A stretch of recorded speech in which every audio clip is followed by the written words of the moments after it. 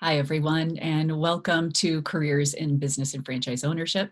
My name is Emily. I'm really happy to be with you today. This presentation has also been called Franchising 101. It's been called Everything You Need to Know About Business and Franchise Ownership. The purpose of today's session is to empower you with information so that you can start to learn about what are some of the options, the trends in franchising. What do they typically cost? How do I thoroughly research a business or franchise before I buy? My hope for you is that at the end of this session, you can walk away and say, yeah, I think I can see myself pursuing this, or I'm at least interested in learning more. Or you can walk away and say, hey, I got some basic information. I'm able to cross that off my list. It's not the path I want to take. All right. So a little bit about myself. I'm a third generation entrepreneur. I have owned my own business. I owned that for about 4 years. I got to the point there where I needed to either scale or bail on my business. I didn't have access to a business system that showed me how to scale. So I ended up taking an opportunity at a Silicon Valley startup, which was very exciting for about 6 months until venture capitalists pulled funding. I have been employed at large corporations. I've worked at small family-owned businesses, and I have been in the franchise industry for coming up on 8 years. Now, what we're going to talk about today, first of all, get your phone ready. I am going to provide you with some resources here at the end that you can request. What we're going to talk about is why business ownership, when so many of us have been taught and educated to get a job and go work for someone else. We are going to talk about COVID. There's different options for getting into business ownership. I'm going to spend a little bit more time on the myths and realities of franchising. I believe that franchising is the most misunderstood and overlooked of a few different entrepreneurial paths. So we're going to look at some facts there. And then we're going to talk about building your personal business model. If you happen to be one of those people in career transition, as many of our clients are, I want to mention that the strategy that we use for looking for a job is very different than the strategy we use for looking for a business. And I'll spell that out for you in today's session. If you've never heard of FranNet, we are an international organization that's been around for about 32 years, and we work in our local markets. So I live here in Oregon, in Central Oregon, and I have the honor of working with clients in the state of Oregon and Idaho. I've helped people looking to relocate here. There's all kinds of opportunities, and if you are looking to start a business in another area, if I can't help you, then we've got offices all across the country that can serve your needs. We do have national partnerships with SCORE and the Small Business Development Center. And I'd like to pause and focus on these two organizations that are resources to you. They are both arms of the SBA. SCORE stands for Service Corps of Retired Executives. And this is a group of professionals who may have retired and have a level of mastery or expertise in a certain area, and they now volunteer their time to help entrepreneurs. The SBDC is another arm of the SBA, and these are paid business advisors. There are there's 19 SBDCs across the state of Oregon. They're usually affiliated with a community college. I highly encourage you to take advantage of your local SCORE chapter or SBDC to provide fantastic information and resources to help you in entrepreneurship.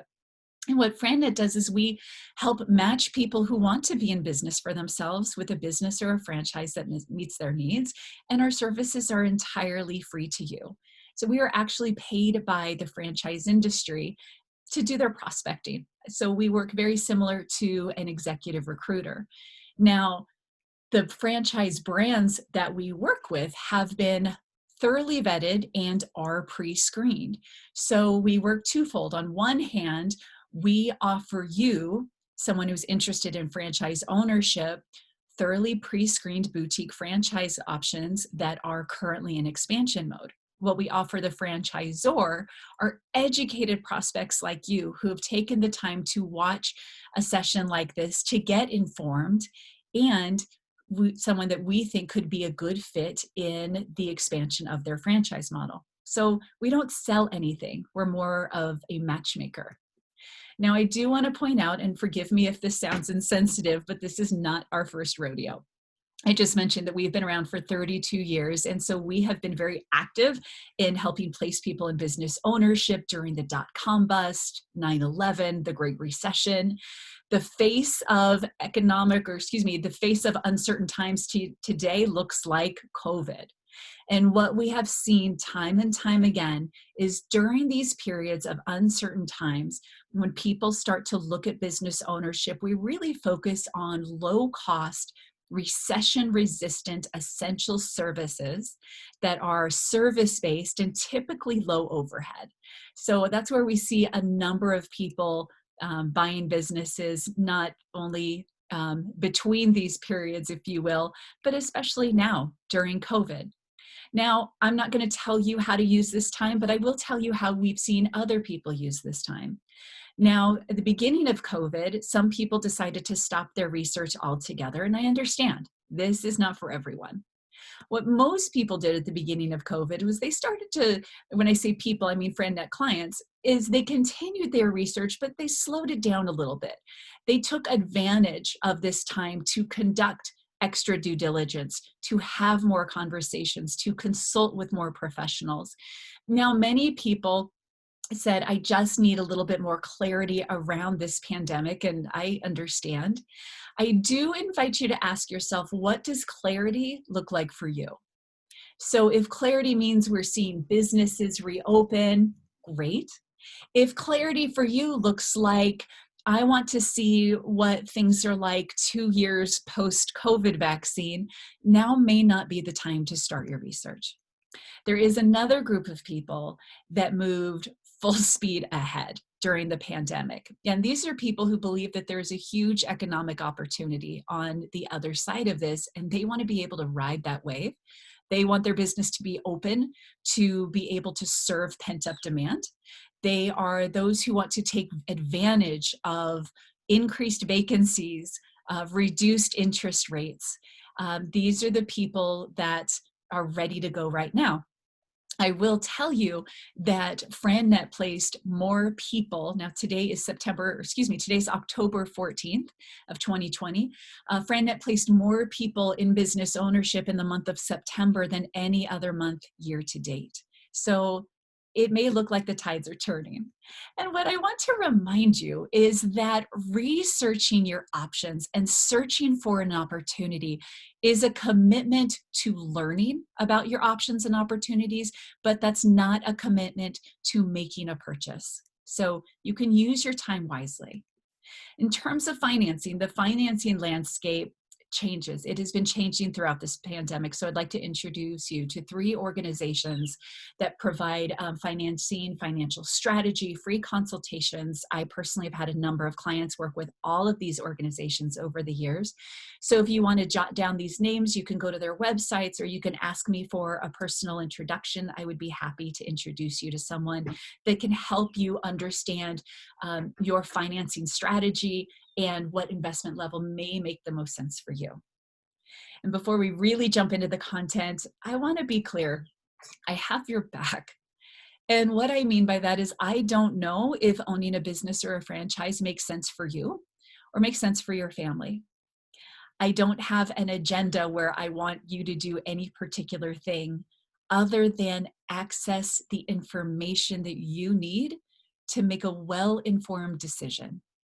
And I'm here to support you and to keep you in the driver's seat at all times. So I am 100% committed to you. Everyone here at FranNet, we have put in writing that we are 100% committed to serving what is in your best interest. So let's take a step back and imagine you are the owner of a successful business.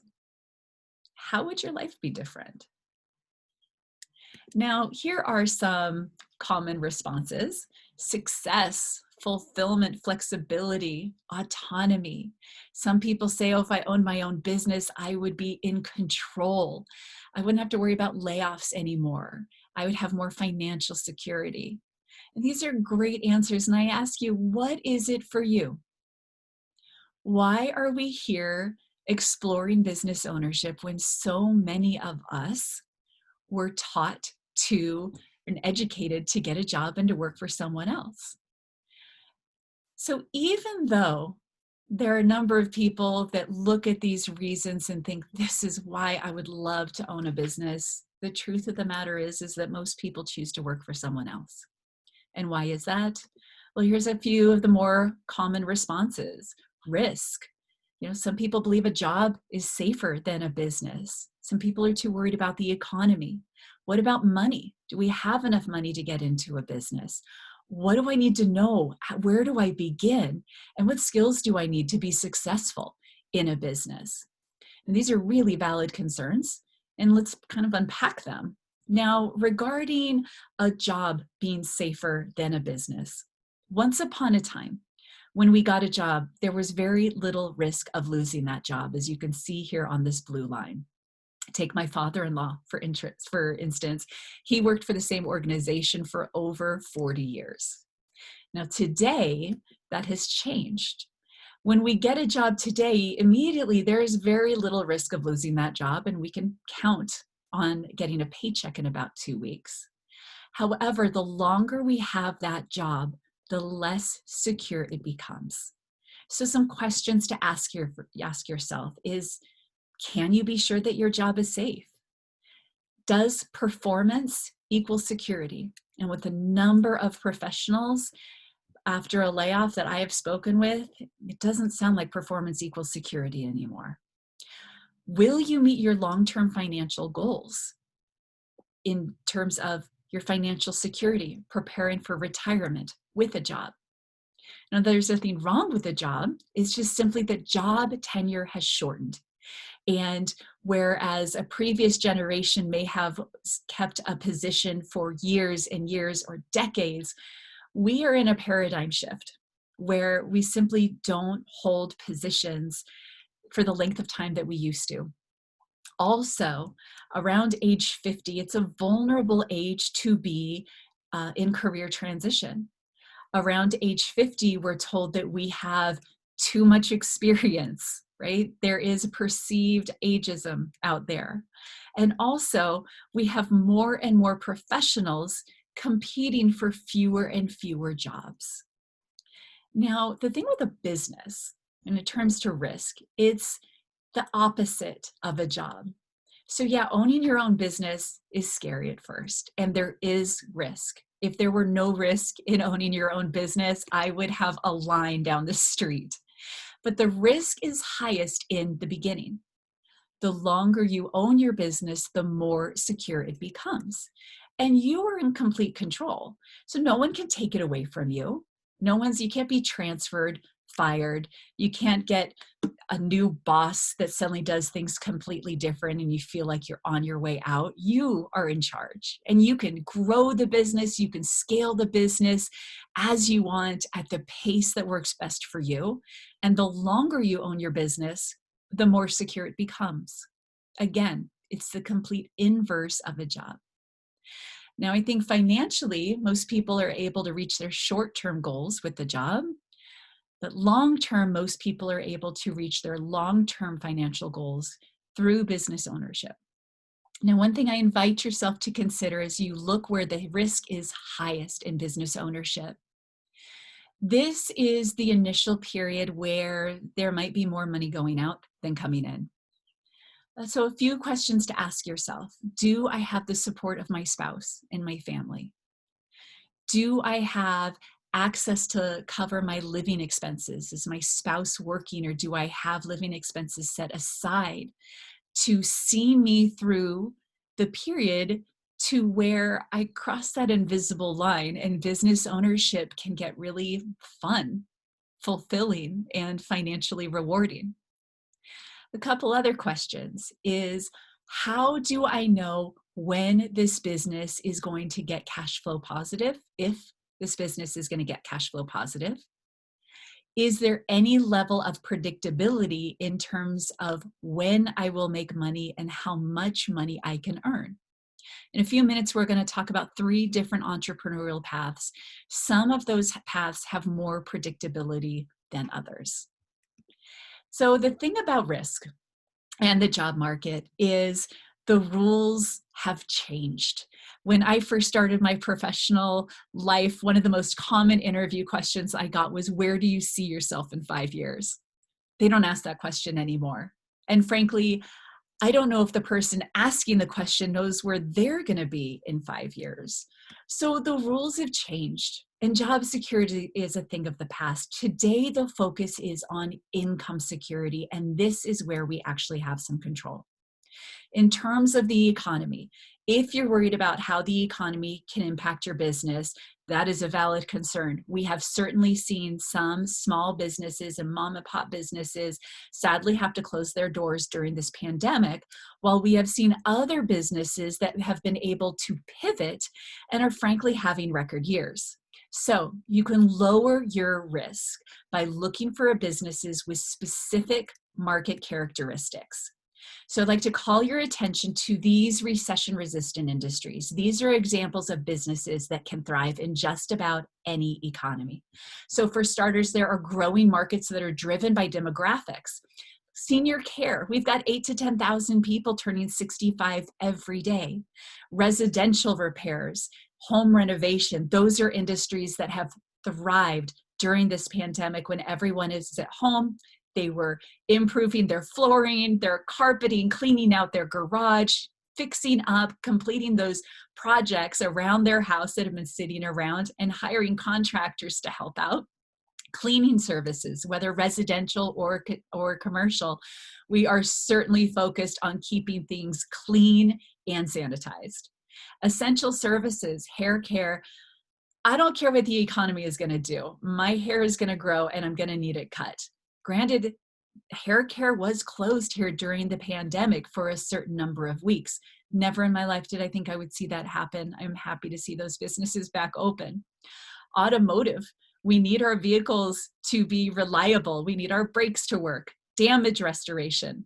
The first 18 months I lived in this house, I had 3 homeowners' insurance claims due to broken pipes and flooding. Regardless of the economy, I'm going to make sure that that gets taken care of, and it was covered by my homeowner's insurance. Fitness is another fantastic service, and we're finding new innovative ways to get fit, and some businesses have really pivoted and are providing really unique solutions around fitness.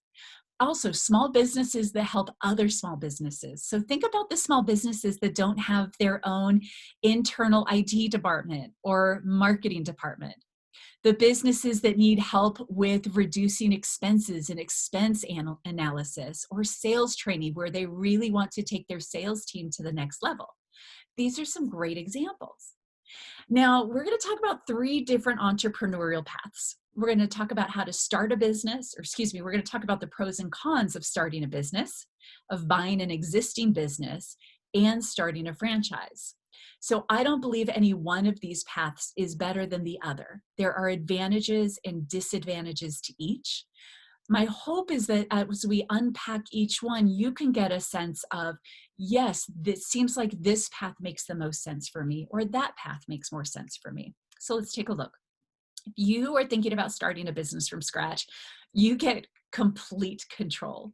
You get to make all the decisions. You can express your creativity through the business and build a business from your passion. And really, there are no rules. If you're part of a regulated industry, yes, there might be some regulations, but there are no rules around your business model, and there is a huge upside. Now, the downside with starting a business from scratch is not only do you get to do everything, but you have to do everything. So you must create the systems, the operational systems, the sales systems, the marketing systems. How will you market your business? Will you do referral partnerships? Will you do digital marketing? Will you do SEO, pay-per-click, social media ads? Are you personally going to run Google ad campaigns, or will you pay someone else to do it? How much will that cost? How long do those ads need to run? So there's all kinds of unknowns and systems that need to be created, and then those systems also need a period of trial and error. Also, another disadvantage of starting a business from scratch is there are simply fewer financial options. Starting a business tends to have a slower failure rate and a slower ramp up and statistically a higher failure rate. There can be something very rewarding about starting a business from scratch. There's an enormous amount of challenge. There is a thrill through the trial and error period if and when something sticks and it works. But if you remember that curve where I showed that business ownership, the risk is highest in the beginning, I would say starting a business from scratch has the least amount of predictability in terms of when and if you can turn a corner where business ownership gets really fun. It has the least amount of predictability in terms of, can I make money in this business? How much and when? Another option is to buy an existing business. And a couple of resources you might check out are bizquest.com or bizbuysell.com. Those are some common business listings. And some advantages are immediate cash flow. And for some of us to transition into business ownership, immediate cash flow might be a requirement, a deal breaker, if you will. You could also take advantage of a great opportunity. Maybe someone has a very successful business and they're simply looking to retire, and it's your opportunity. You can see the actual financial results. You can see the books. This makes it more attractive to lenders. There is an established market, established customers, established employees. There might be systems already in place because they've gone through that trial and error period, and there may be owner financing. Now, some of the disadvantages to buying an existing business is, what is the actual cash flow of the business? And what is the current owner running through the business? Business owners can get really creative around April 15th. Why are they really selling? Now, I believe most people are honest and well-intentioned, but a statistic that was shared with me is that 2 out of every 3 small businesses are sold to a family member, an employee, or a friend. And those business transactions were never available to us. That opportunity was never available for us to take advantage of. So those businesses that are listed on maybe some of those websites that I mentioned, those are the 1 out of 3 where an employee, a family member, or a friend did not want to buy the business. Now, that may be for very legitimate reasons, but even I can't help but wonder, what do they know that I don't know? And how can I find out? So the thing about buying an existing business is there might be skeletons in the closet, and we don't always get to find out until after we've made the acquisition. So what is the business worth, really? It might be overpriced. What kind of training and support will be available to you when you take ownership? Will the employees stick around? I would also add, will the customers stick around? And buying an existing business has a higher debt service.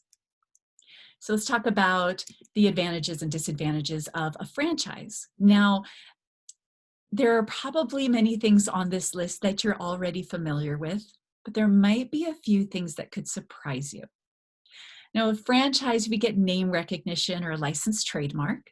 We get a proven business system. I always jokingly say that franchise sounds like French fries. Most of the time when we hear the word franchise, we think of the Golden Arches or the $5 footlong. But franchising is not fast food. Franchising is a business system that has been executed by multiple people in multiple areas. Franchising provides training and support, not just from the franchisor, but from other franchisees in that business model. Franchising has a lower failure rate and overall a lower cost. So unlike starting a business from scratch, we don't know how much money we're going to need to invest in that business or for how long. When we buy an existing business, we know what we're going to invest in the acquisition, but we don't know how much more we'll need to invest in perhaps equipment repairs, overhead, turnover with employees, maybe if there was a bad reputation or a bad partnership gone sour, we don't know how much we're going to need to invest to remedy these things. In franchising, the cost is very predictable, and it is listed in the disclosure. So I'll skip financing options for just a second and talk about the franchise disclosure document. Franchising is regulated by the Federal Trade Commission. And what this means is franchisors are mandated by law to provide you with a franchise disclosure document. Now, that is a document that is usually a couple inches thick and several hundred pages. But what it does is it provides you with a lot of information around the business, which includes spelling out the total investment cost. I'll dig into the disclosure more in a moment. Regarding financing options, it tends to be much simpler to qualify for financing for a franchise as opposed to a startup. And lastly, I want to talk about the franchise family. Now, I had mentioned just a moment ago that there's great training and support from not only the franchisor, but other franchisees. FranNet itself is a franchise, and I probably talk to at least one other FranNet franchisee every single day. Now, these are people who also run a FranNet business that we have worked in parallel over the years, and we've gotten to know each other. We get to share best practices. We get to help each other when our client encounters a challenge, and we help them overcome it. The best example of a franchise family that I can think of is when a member of FranNet was diagnosed with cancer a little over a year ago. And when she needed to take some time out to take surgery, recovery, I know how to successfully run her FranNet business. There's about 100 of us across the country that know how to successfully run her business. And we are more than happy to step in while she takes care of what is most important. And I'm happy to say that she is in remission and that her business and her income and her family's financial security did not take a hit when she needed to take care of what was most important, which was her health. I'm just not aware of any other entrepreneurial path where that is even imaginable. So, not everything about franchising is perfect. For starters, there are fewer industry options. If you have a new, innovative, creative idea for a business, it just may not exist in a franchise, or at least not yet. Most franchises have structured operating systems, whether that's a POS or a CRM, and to become a franchisee in that system, you'd likely need to use the same operating system. Many franchises have territory restrictions. I say this as the good news, bad news. So the good news is that there is enough experience and a proven track record for the franchisor to identify what population density or geographical radius is needed in order for this business location to be successful. The bad news is if the area that you want has already been acquired.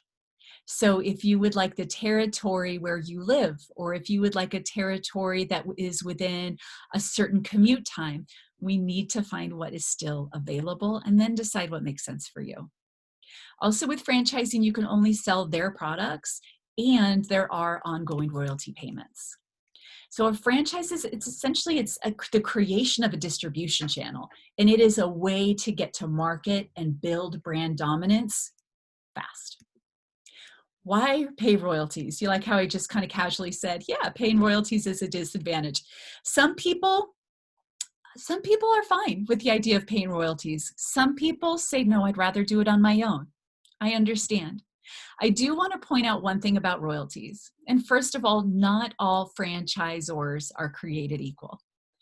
A good franchisor is going to interview you and vet you just as thoroughly as you're vetting them.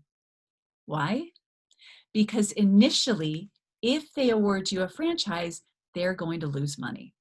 When their support costs are high, getting you and perhaps an employee trained, getting you set up operationally, If it's a location-based business, they might have a real estate team involved in site selection, lease negotiation, build out. I know a number of franchisors who come out and visit you on site a couple of times a year just to help you and support you in your first year.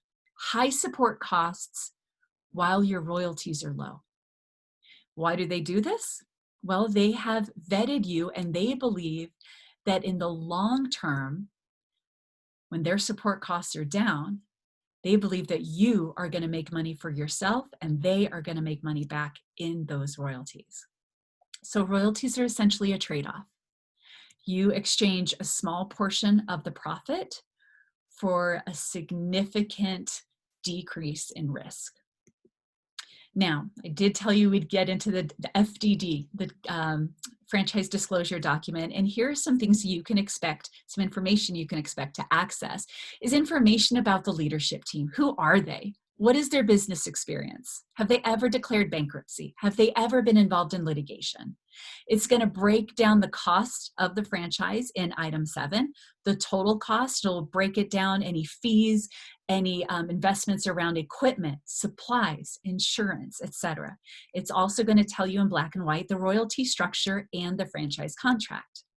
The FDD will also include the obligations the franchisor has to you and in what ways you are accountable to the franchisor.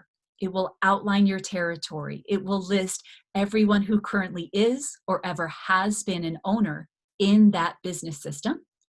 It will have about not all, but many FDDs have earnings claims. This is item 19. And this might be broken down by EBITDA or the top quartile, the bottom quartile of performers in the franchise in the previous year. I will say the earnings claims is very helpful and it's a very important starting point, but it doesn't tell the big picture. So remember, we talked about this is a commitment to learning. So I'm going to tell you how you can learn in greater detail more information around the earnings of being a franchise owner in that brand. The FDD will include financial statements, manager policy, any other policies like renewal or transfer, termination. But I'd like to pause a minute and really focus on this, the listing and contact information for current and past franchisees. The first step in researching a franchise is learning about it from the franchisor. The second step is what we call validation. And this is where we validate what we learned from the franchisor with franchise owners. And we will coach you through a process of contacting franchise owners and asking them the questions that are most important to you. So for example, you might ask them, what kind of support did you get from the franchisor? Has employee turnover been an issue? Did you feel prepared to open your doors at your grand opening? You might say, I'm looking to replace a 6-figure corporate salary. Do you think I can do that in this business? How long? How many locations would I need to own to reach that goal? And they will tell you what it's really like. I suggest you speak with enough franchise owners till you more or less start to hear the same things. Talk with franchise owners that are successful. Talk with franchise owners that are disgruntled or struggling. Get the big picture. And then start to ask yourself, do I identify with those people that are happy and thriving? Or do I identify with the people that are not meeting their goals? We have spent time and energy, but we haven't spent any money. And if you don't relate to the people who aren't reaching their goals, or if you do relate to the people who aren't reaching their goals, we might want to move on and eliminate this franchise from the running. If we do relate to the people that are happy and successful, maybe we should keep learning more about this brand. So here's the thing, is that level of candor and transparency that provides predictability is just not available in the other entrepreneurial paths. I want to pause a moment and talk about semi-absentee ownership. This is an ownership model in franchising that perhaps half of our placements nationwide decide to acquire. and the general public often doesn't know it exists. So this is an ownership model for you if you are interested in being an investor, having a portfolio business, if you are looking to diversify or create another revenue stream. Characteristics of semi-absentee ownership are businesses that are run by a manager. Oftentimes, these are retail or location-based businesses. Now, the manager is overseeing the daily operations, the ins and outs of the employees. You are overseeing the manager, and you're running the business oftentimes oftentimes after hours and remotely. So some examples would be hair care, beauty, health and fitness, health and wellness, building and construction. Now, because many of these are location-based businesses, semi-absentee ownership models tend to have a higher investment level. Why? Because it involves a location, more overhead, maybe a manager's salary and advertising dollars. All right. So semi-absentee ownership is great if you want to keep your job or keep your job options open. If you're comfortable working after hours, again, most things are cloud-based where you can run it remotely, but you probably would make an appearance in the business maybe once a week, maybe more in the beginning and less as the business grows and develops. And this is a way to create growth and investment to hedge against economic changes. Let's talk about some franchising myths. A common myth is that franchising is all fast food and retail. Absolutely not. There are almost 4,000 different franchises in 90 different industries. These are just to name a few. Another common myth is that franchises succeed because of the quality of the product.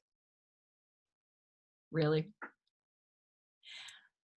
If you and I can make a hamburger better than McDonald's, what is it that makes McDonald's or other franchises so successful? It's the system. It's that they have figured out marketing, sales, operations, and accounting systems and procedures.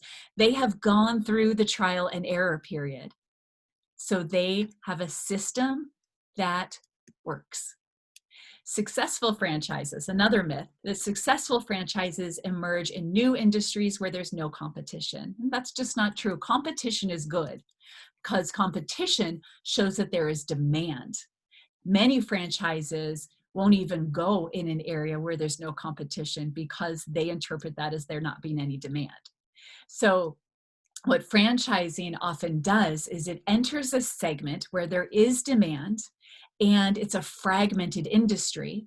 Franchising comes in, creates consolidation and a business system for serving that demand in a better, more efficient way with better marketing systems, better operational systems, accounting systems, and sales systems. Another common myth is that franchises are expensive. Now, expensive is a pretty subjective word. What I will tell you is about 2/3 of all franchises are a total investment of $250,000 and under. This does not mean you need $250,000 in the bank. What most franchisors are looking for is someone who can access about 25% of the total investment in liquidity. Many of my clients finance the rest. Now, where might we access this 25 to 30% liquidity? You might have it in your savings. You might be exploring business or franchise ownership as a multi-generational approach. So maybe together you have that. Home equity line of credit, a portfolio loan. If this is a resale opportunity, there might be seller financing. And what many people aren't aware of, and at least half of my clients do, is a 401k rollover. Now, there is a way that you can use a portion of your retirement toward the acquisition of a business or a franchise without paying taxes or penalties. I'm not talking about cashing out your retirement. I'm not talking about using all of your retirement. It's called a rollover for business startup. ROBS. We've been doing this since the 1970s. And any of those financing organizations that I mentioned in the beginning can provide you with education and actually execution on that very financing strategy. Another common myth is that high return equals or requires a high investment, and that's absolutely not true. Money in does not equal money out. If anything, some of those low-cost service-based businesses that I mentioned in the beginning, those have the highest margins. Some higher investment businesses simply cost more because they have higher overhead. Now, lastly, a common myth is that industry experience is required. And that might be true if starting a business from scratch or buying an existing business, but it's absolutely not true in franchising. So a franchisor, they have the business system in place. They are looking for someone with the skill set and ability to execute that system. So for example, if to be successful in a specific franchise, does that mean you need to have great operational skills? Or if it's employee intensive, they might be looking for someone with management experience or leadership experience. So they are looking for you to bring you to the business. And this is an area where being too experienced doesn't exist. So they have the system. One of the reasons that franchisors usually don't want someone with industry experience is that if you come in, you might be bringing systems that deviate or don't align with their franchise system. Or if you come in with industry experience and you think and act like an employee, we need you to think and act like a business owner. So who's running the business, right? So the franchisor, they will train you on their system. They want you to have the ability to execute. And keep in mind, not all franchises are the same. There are some franchises that are highly scalable with adding additional units. Some really only require fewer units to meet the same earnings. Some franchises are very well established where some are new. Some are highly structured where some are very flexible. It's not that one's better than another. It's really understanding what makes the most sense for you. And in franchising, you are in business for yourself, but you're not by yourself. So how do we find the right business? I had mentioned that looking for a job is very, very different than looking for a business. So when we look for a job, the hiring company is telling us what they're looking for. But when we look for a business, first we ask ourselves, what am I looking for? What's important to me? Do I thrive on challenge? Do I find purpose in building equity for retirement or creating a legacy for my family? Do I need a business that's going to provide me with a high level of flexibility, autonomy, control, financial security? So we decide what is most important to us. What does the business need to provide for me? And what do I enjoy doing? So sometimes we just have some innate skills that we enjoy that are fun to use. Do you enjoy sales and marketing? Do you enjoy being out and meeting new people? Do you thrive on customer service? Do you love management or leadership? It's really you. What do you enjoy? And what skill set do you want to contribute to the business? And what are your goals? 5 years, 10 years, 20 years from now. I currently have an 11-year-old at home. So my goals in terms of my income and the amount of flexibility I have might be different for the next 7 years than for 10 years when he's probably going to have moved out. So ask yourself, and maybe your spouse, what do we want our life to look like financially and personally? What does our family need? So the next steps are to complete, if you're interested in taking next steps, that would be to complete a personal franchise assessment. Now, this is a proprietary tool to FranNet. And what it does is it helps us and you answer some of those key questions. What gives me purpose? What do I enjoy? What are my skill sets? And these will answer those questions that are not industry specific, but are specific to you. Now, I mentioned before, oh, here's some examples. These are some screenshots of, the kind of information you can expect to get from a personal franchise assessment. It takes 20 to 30 minutes to complete, and your results will be available in an 11-page report, which we would sit down and review together over the phone or however you like. We'll review those results. We'll talk about, and I will interpret the data to you in terms of how does your personality, your values, what gives you purpose and your skills, how does that translate into business ownership? So I had mentioned at the beginning to get your phone ready. If you would like to access this assessment, the personal franchise assessment, go ahead and hold your camera up to that QR code. It'll start to focus on the QR code. You'll probably get a browser pop up like Safari, Chrome, whatever you use. And that'll take you right to the page where you can request to get a link to this PFA, or personal franchise assessment. Also, I'm providing my personal contact information. I am more than happy to connect with you by phone or email to answer any questions you have, to talk about franchising, exploration, additional resources, financing, you name it. I am here to help you out. So if you decide to take the assessment and you get your results back in an 11-page report after we review it, if you'd like to continue from there, the next step would be for us to sit down and design a business model. And I think of this as a blueprint. If we were to sit down and create a blueprint for a custom home for you, we would talk about your preferences. What part of town would you want your home to be in? How many square feet? What kind of acreage? Is acreage important to you? How many bedrooms? How many bathrooms?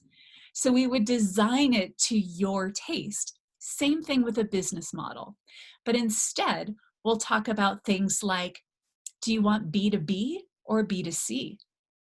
Do you enjoy managing a large team of employees or just a few? What kind of employees? What skill set do you want to contribute to the business? Sales, operations, management? We're going to talk about investment level. We're going to talk about the earnings that we need, and we'll put it all down on paper into this blueprint. And from there, we will see what pre-screened franchises best fit your business model or your blueprint. And together, we will go through the research process where we just commit to learning about these different franchise options. I usually recommend 2 to 3 franchises initially, and then we'll start learning about them. As one gets limited, we might choose to add another option to the mix. It's entirely up to you. Now, the 4-step research process in franchising, so the first step after I make specific recommendations, franchise recommendations, would be for you to talk to the franchisor. They're going to provide an overview of the business. They'll answer a lot of questions. They will provide you with the FDD. Sometimes they even schedule a special call just to review the FDD with you. And if you decide that you want to learn more after step 1, we move on to step 2, which is called, as you know, validation. So we are going to contact franchise owners, and I will put you in the driver's seat. I'll even give you a list of suggested questions to cover with the franchisor and with franchisees, so we can get a really clear idea on what is a day in the life of owning this business look like? What kind of earnings can I expect? Do I think I would be happy in this business? Now, what I am looking for is first of all, frankly, we might go through step 1 and step 2, and you might decide that this path doesn't make sense for you, and that's fine. If you want to continue on, here's what I'm looking for, is by the time we are done with step 2, I'm looking for there to be a clear front runner. I'm looking for there to be one business where you're about 80 to 90% sure you have found the right business for you. And why that is so important is because while we've spent time learning, we haven't spent any money. we can get 80 to 90% sure we found the right business without spending a dime. Only then do we progress to step 3, where we might visit with the franchisor. This is often called Meet the Team Day or Discovery Day. If this incurs travel expenses, it might incur expense to go travel and meet them face-to-face. You'll meet the leadership team face-to-face. You might tour some operations, some franchises, businesses that are in operation, ask lots of questions. It's a last-ditch effort to see if there's any reason to say no to this business. And frankly, we're just hoping we don't find one. Usually a franchisor is looking for a commitment from you within a week or two of visiting them and attending a discovery day. At that point, you might consult with professional advisors, a franchise attorney to review the franchise agreement. You might engage with your CPA. If you're doing a rollover for business startup, that can take 3 or 4 weeks. So we want to know ahead of time if we're going to initiate that financing strategy. Now, this process usually takes about 3 months. And here's the thing, the process is the same whether you do it on your own or with FranNet. But if you do it with FranNet, we're going to be with you every step of the way. We're going to have weekly strategy calls to review what you've learned, to identify next steps.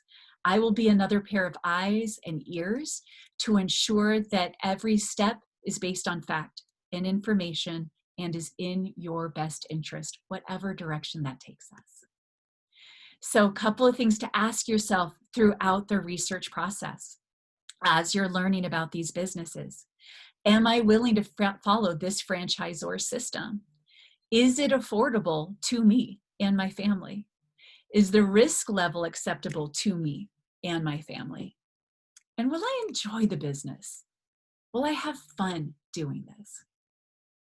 So, additional resources, I am happy to refer you to a franchise attorney. I work with some fantastic franchise attorneys that have worked with my clients over the years, as well as accountants. I highly recommend working with a franchise attorney that knows specifically franchise law. These are also some great books that I highly recommend. Street Smart Franchising, it seems to be getting out of print, but you can still find a few on Amazon, a few new ones on Amazon. There are plenty of used ones. It's a great book. I highly encourage you to take. So again, I'll provide you with access to the Personal Franchise Assessment, the PFA. If you would like to complete that, you can also just type in that bit link will take you right there, bit.ly//PFA/Anderson. They'll take you right to my PFA link. Once I get your results, I will review them and then I'll contact you to have a conversation. So I hope you are safe and well. My door is always open to you. I wish you the very best on your entrepreneurial journey. Thank you so much and have a wonderful day.